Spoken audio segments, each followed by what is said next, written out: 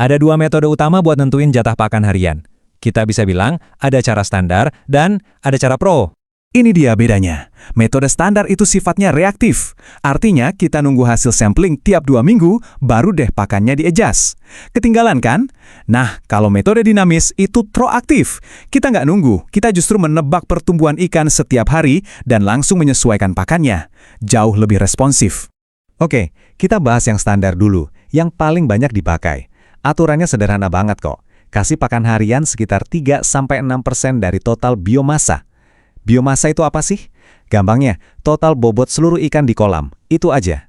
Contoh ya, biar gampang. Kita sampling, dapat berat rata-rata ikan 100 gram. Populasi kita ada 2.000 ekor. Tinggal dikali aja 100 gram kali 2.000. Dapat 200.000 gram atau 200 kilo. Nah, 200 kilo ini biomasanya. Kalau kita pakai rate pakan 4%, ya tinggal 4% dikali 200 kilo. Hasilnya 8 kilo. Jadi, hari itu kita kasih pakan 8 kilo. Gampang kan? Cuma jangan lupa, kuncinya di sampling rutin tiap 2 minggu. Sekarang siap-siap kita naik kelas ke metode dinamis. Jumlah pakan harus naik setiap hari buat ngejar pertumbuhannya yang juga makin cepat. Gimana cara kerjanya? Kuncinya satu kata, asumsi. Kita nggak nunggu nimbang, kita prediksi pertumbuhannya. Coba perhatikan tabel ini. Di hari ke-1, biomasanya 21.645 gram. Kita kasih pakan 1.300 gram. Nah, disinilah asumsinya main. Kita anggap, misalnya, 30% dari pakan itu jadi daging. Berarti ada tambahan bobot 390 gram. Jadi, biomasa di akhir hari itu jadi 22.035 gram. Angka inilah yang kita pakai buat hitung pakan di hari kedua.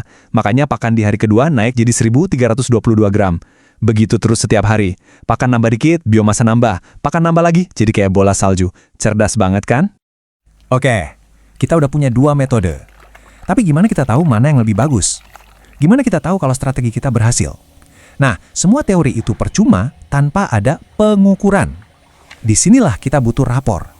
Dan rapor di dunia perikanan itu namanya FCR. FCR itu apa sih?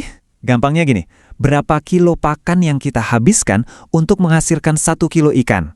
Udah, itu aja. Jadi tujuannya jelas, angkanya harus sekecil mungkin. Makin kecil angkanya berarti Anda makin jago, makin efisien, dan yang pasti makin untung. Gini ya, biar ada gambaran. Di dunia budidaya, FCR 1.2 atau bahkan 1.0 itu udah dianggap hebat. Artinya 1 kilo pakan jadi 1 kilo ikan. Keren. Tapi, lihat angka ini, 0,84. Iya, Anda nggak salah lihat. 0,84. Ini bukan angka khayalan. Ini FCR real dari studi kasus yang pakai metode dinamis di sistem bioflok. Artinya apa? Cuma butuh 840 gram pakan buat jadi 1 kilo daging ikan. Ini nunjukin kalau kita pakai strategi yang benar, hasilnya bisa segila ini.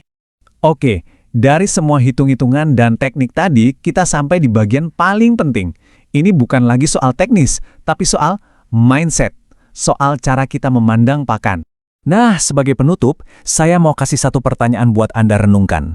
Selama ini, pakan itu buat Anda apa? Cuma sekadar biaya yang angkanya harus ditekan terus? Atau sebuah investasi yang harus kita maksimalkan supaya hasilnya berlipat ganda? Jawabannya ada di Anda. Dan jawaban itu akan menentukan tebal tipisnya kantong Anda saat panen nanti.